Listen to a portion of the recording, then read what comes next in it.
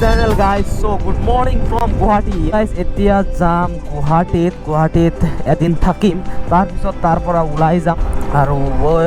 side দিয়ে ভাই side নিদিয়া আৰু ৰাতিপুৱা ঘৰৰ পৰা ওলাই আহোঁতে ব্লগ ভিডিঅ' শ্বুট কৰা নাই কাৰণ মুডৰ কথা থাকে মুড নাছিল ভিডিঅ' শ্বুট কৰাৰ তো এতিয়া অলপ মুড আহিছে অলপ জোশ আহিছে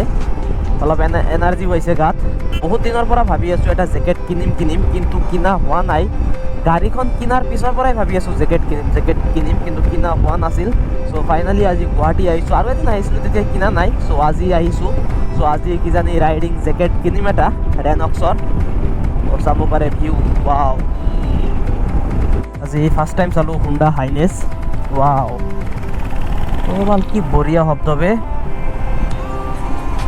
গম নাপাওঁ গোপ্ৰত আহি আছে না নাই কিন্তু বহুত ভাল লাগিছে গাড়ীখন ৱাও নাইস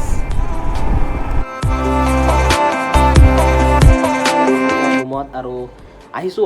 আজিয়ে গৈ আছোঁ মানে ৰাইডিং জেকেট এটা কিনিব লাগে চ' চাওঁ কোনটো ভাল লাগে আৰু বুলবুল ভাই চিলেক্ট কৰি দিব ইয়াতে কোনটো ভাল হ'ব এই ভাই বেকগ্ৰাউণ্ডত কি আছে দেখিছানে নাই কি আছে ইগনোৰ কৰা ওকে ৰাইনক্সৰ কিবা এটা যদি পাওঁ আজি কিনিম ভালকে চাওঁ কিবা হয় লেভেলটো কিনিম তোমাৰটো কোনটো মোৰটো চিল এছএছৰ হয় সেইখন মানে 5700 দি কিনিছিলোঁ চ' চাওঁ কোনটো ভাল আছে বুলি চেঞ্জ কৰি আছে ইয়াতে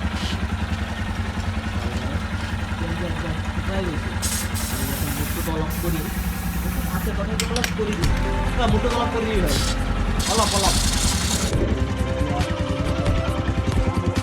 চব কৰি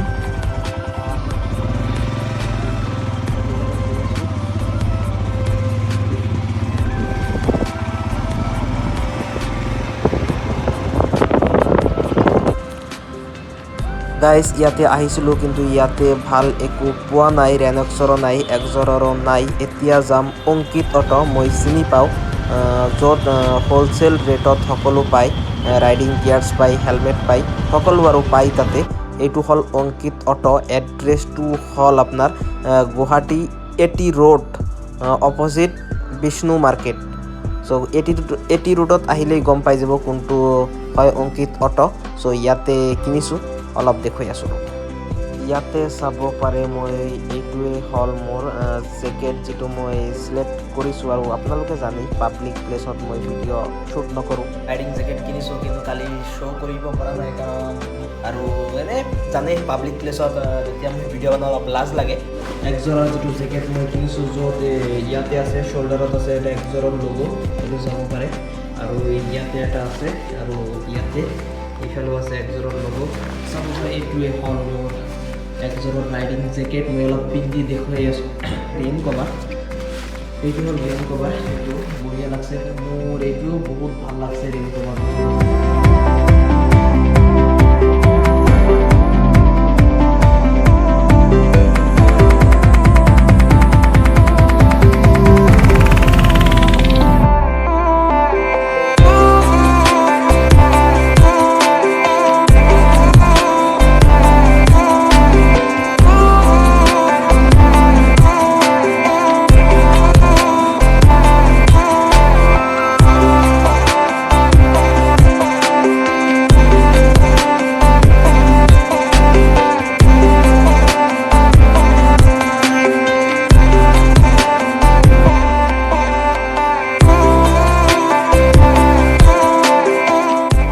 বাজিছে 6:26 আৰু মই পাইছোঁ ভৱানীপুৰ আৰু গুৱাহাটীৰ পৰা ওলাইছিলোঁ আপোনাৰ 3টা মানত 3টাৰ পিছতে ওলাইছিলোঁ 3:10 বা 20 ওলাইছিলোঁ এই জালুকবাৰী পোৱাতে 1 ঘণ্টা লাগি গৈছে আৰু তাৰ পৰা ইয়াতে